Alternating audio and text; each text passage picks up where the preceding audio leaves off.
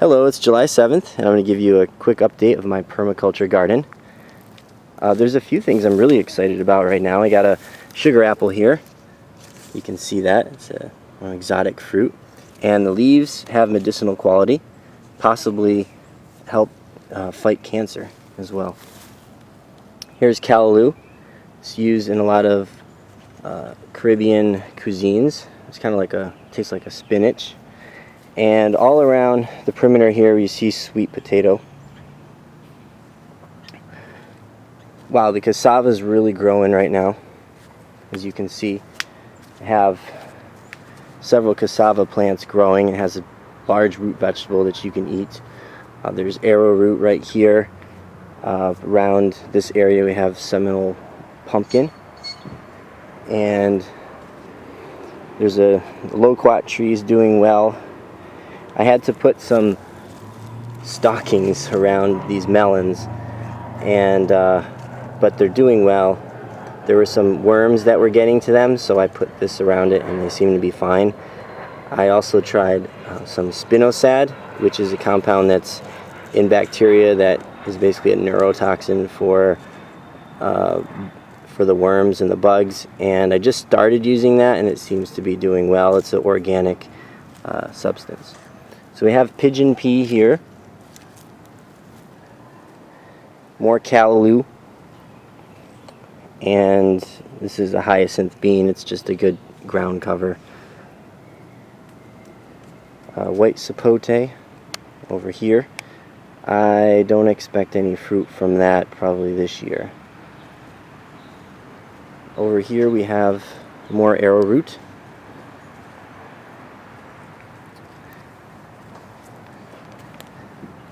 And we have a really large sugar baby watermelon here, and another small one that's about to start growing. And you can see I trellised the melons here. There's cantaloupe, and then we got honeydew. Again, I put them in the stockings. Seem to be doing well, but I did lose a lot to worms. And again, I'm using the spinosad as well as neem oil now to reduce any powdery mildew as well as worms that were boring into the melons. We have tomatillo here. I didn't expect them to fruit until mid to late July, so it looks like they're pretty much on target. And we'll get them in another month or so. And have some pole beans growing up here. I believe these are the rattlesnake beans, and they're just growing up the bamboo trellising that I constructed a few months ago. Over here we have a long Asian eggplant.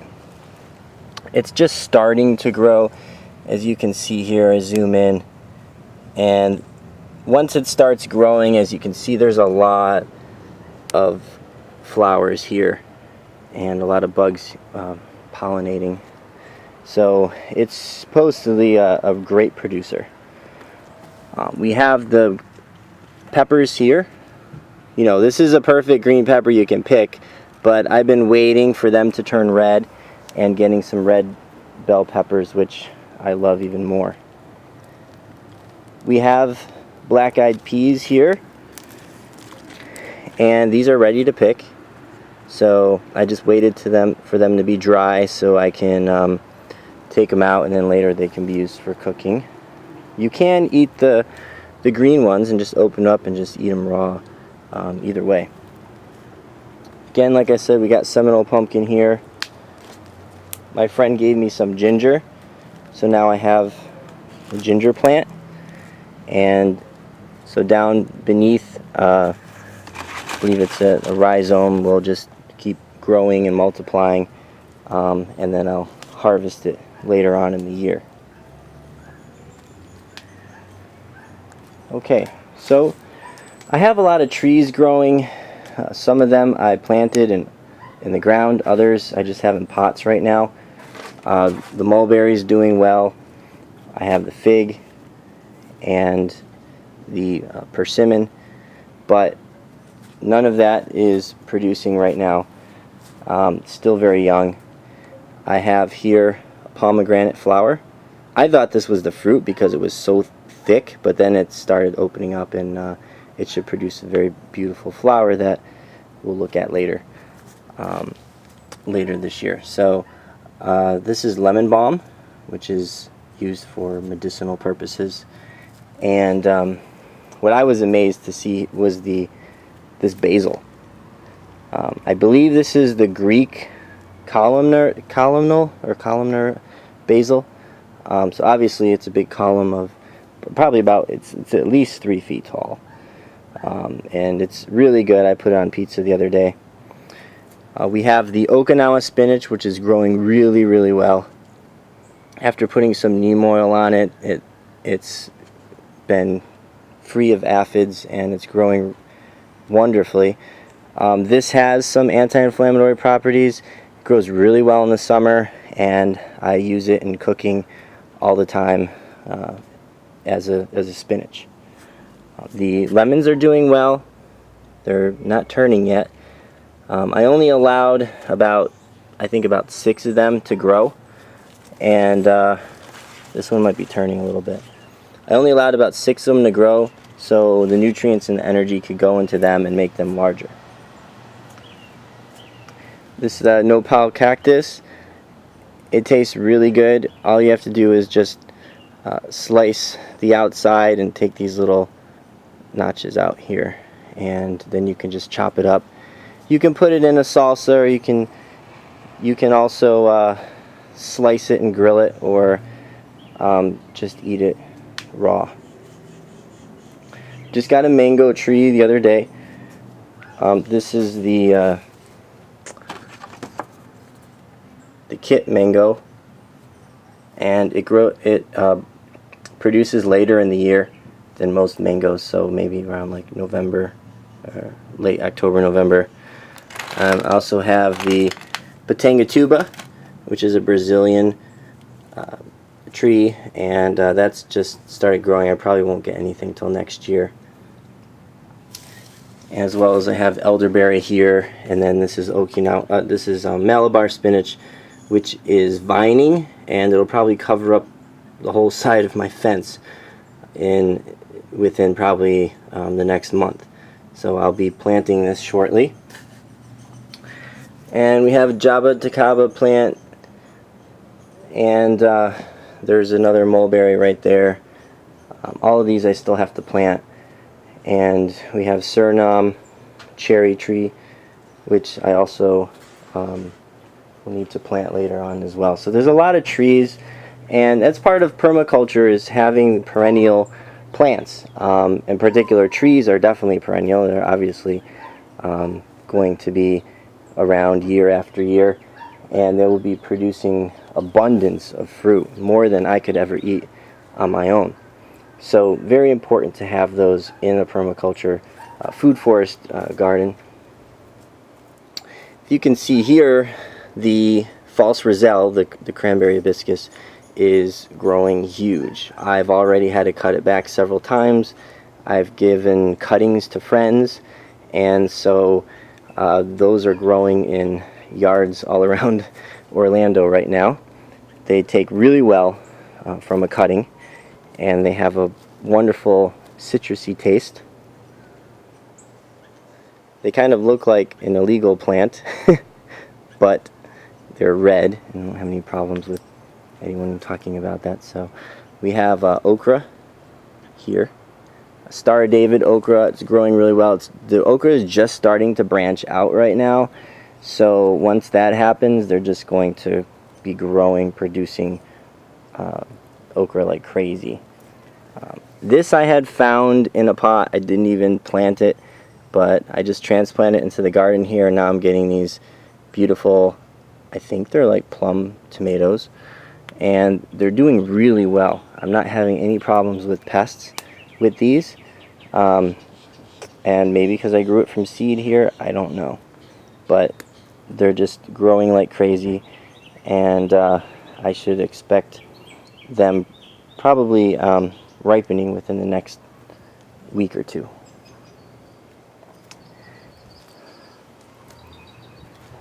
Now you're probably asking, what are all these yellow flowers, these big columns here? And this is the loofah. The loofah is what makes those sponges that you see in the health stores. So I just wait for them to turn yellow, and then you can either just peel them or soak them in water for a few days, and then it will get rid of the outer skin. And the inside, you're going to have the beautiful loofah sponge that you can use for exfoliating, and scrubbing in the shower, scrubbing pots and pans. If you get these really small, if you get them when they first start growing, they are like a very light cucumber, and you can slice them up and saute them, eat them. They taste between like a cucumber and a zucchini squash. Alright, so the loofah gourd will grow very, very tall. I have some of it growing on top of my orange tree, and so that's probably about 12 feet tall, and it can grow a lot higher. It's great to have vining plants in the permaculture garden. There's many different plants that you can use for vining. Like this here, I have the Indian gherkin cucumber. This is just a tiny one here. I have a larger one down here. I've been picking them every day and eating them. They're really good. There's some down here as well. And this has been growing and producing really well for me. Also the chayote squash and the passion flower. Even tomatoes, I mean, they technically are vining, and they're really good climbers. So there's a lot that you can, vining plants that you can grow in the garden. I have a lot of peppers. We got cayenne peppers growing. The summer garden is great for growing different types of peppers. Got some hot banana peppers here. As we go through, we find that there's a true Roselle. This is, I guess, the cousin of what we saw earlier. Again, it has its very tangy, citrusy taste, and produce wonderful flower buds that can be dried and later used for a tea. The local Dandelion Cafe has one of my favorite teas there is the cranberry hibiscus tea, which would come from this plant. Okay, we have papaya tree that's growing here between the sunchoke and the okra. Beautiful flowers. The okra has beautiful flowers, and the Star David okra is lining the whole perimeter here of the banana circle. I also have some beans that are mung beans that are growing up the okra, and when it gets to about this size here, it's ready to eat. Okay, even smaller. If it gets too large, it's going to be very woody. Alright, so the banana circle is doing well. Unfortunately, I don't have any bananas that are growing right now, but I should get some growing soon, hopefully. And you can see the sunchoke, beautiful flower from the sunchoke. And some health food stores, if you go in to their produce section, you will find those little sunchokes that you can eat. It's a little root vegetable. We got the collards are still growing well. The cabbage did really well this year. Corn, I have this beautiful ornamental japonica corn. It's a purple corn. It's just starting to grow here, and you can see the leaves on this. There's a little bit of purple here, and you have the white lines. So it's a very beautiful ornamental corn that you can eat. Here I have Thai basil. I plant this around the perimeters of the garden because it deters pests. It grows like a weed. It's very good for cooking, as well as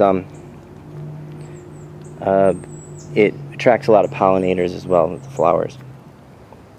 This here is the black sugar cane, and it just started growing like crazy the past few weeks. It's almost as tall as me.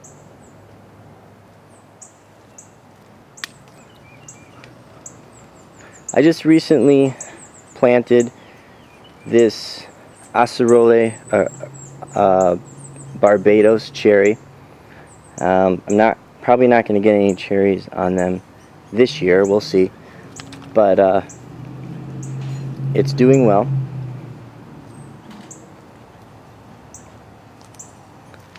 And as we go through the garden, there's a lot of things that are on their way out, and then others that are just starting to mature at this time. So, you know, I have plenty of collards. They're doing really well.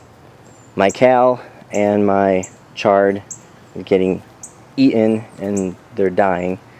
So some things are not going to look as beautiful in the garden. The katuk, which is it tastes like peanut.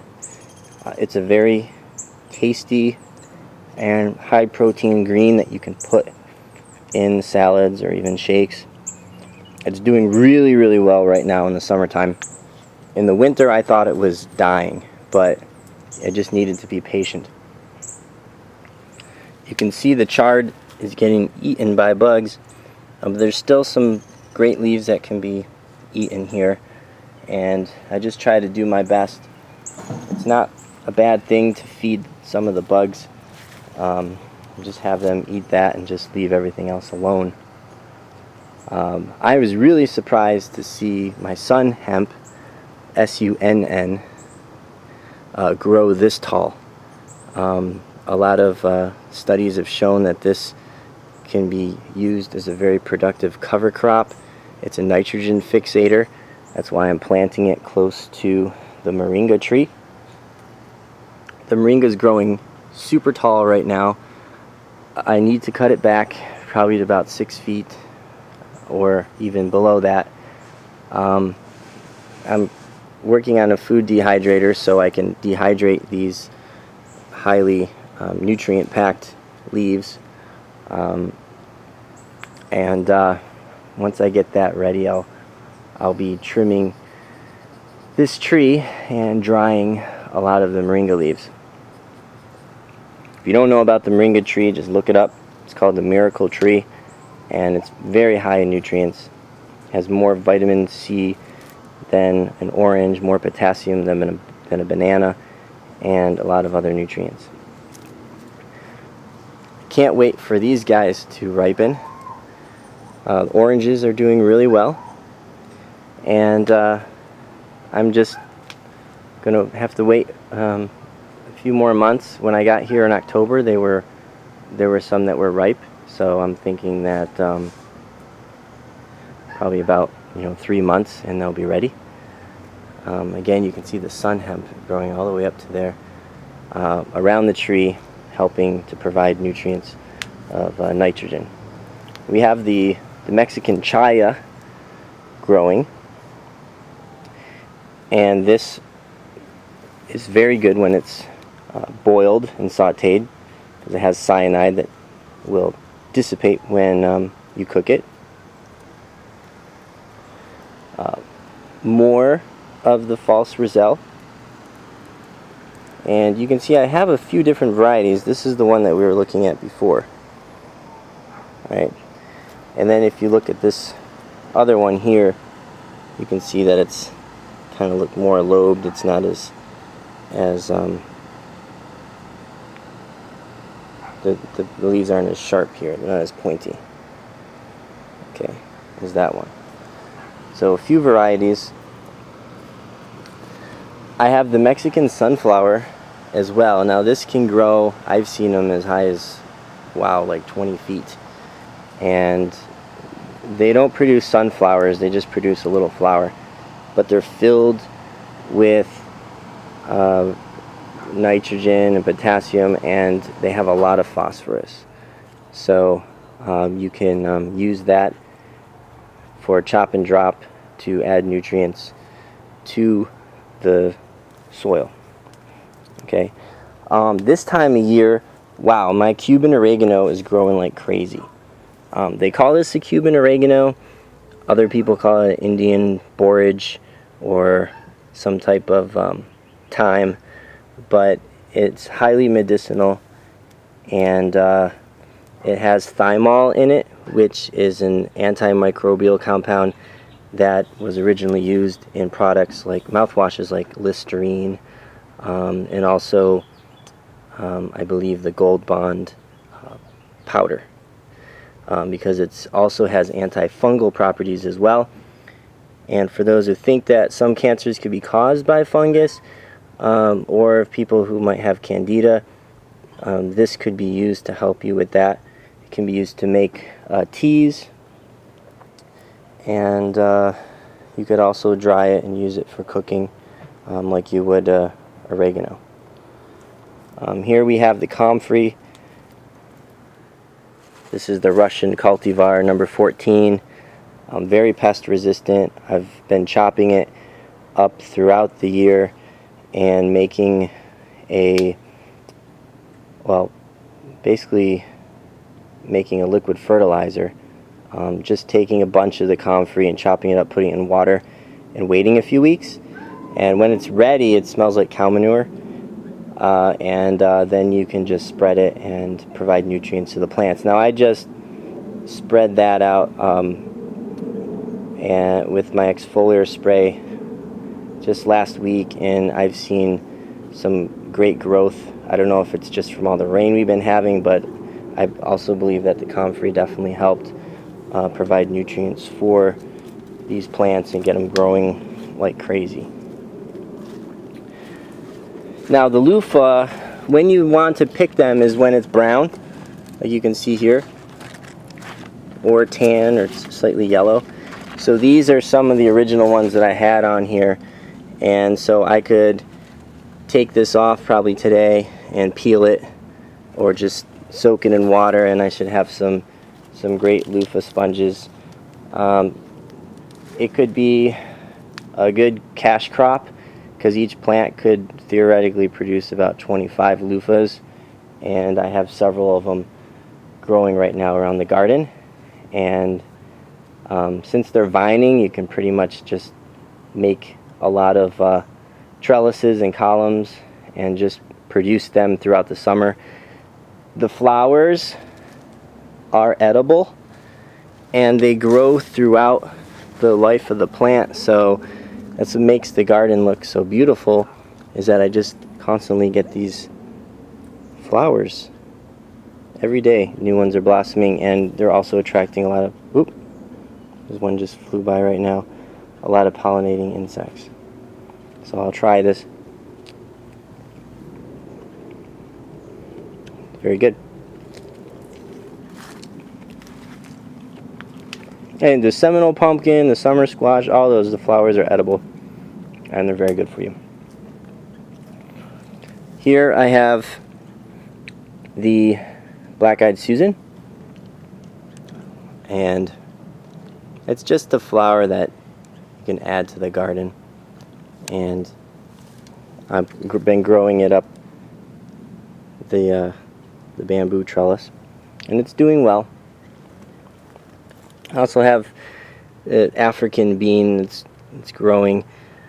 I believe it's the jack bean, and it's a white bean. It can be used to make tempeh.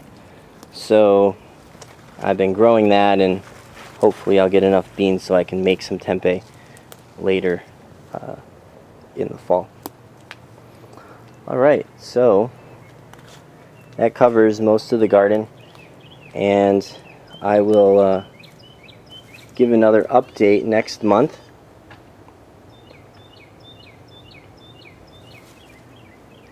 And just one thing I've noticed is I've had this garden since January. Alright, so in about just about 4 or 5 months.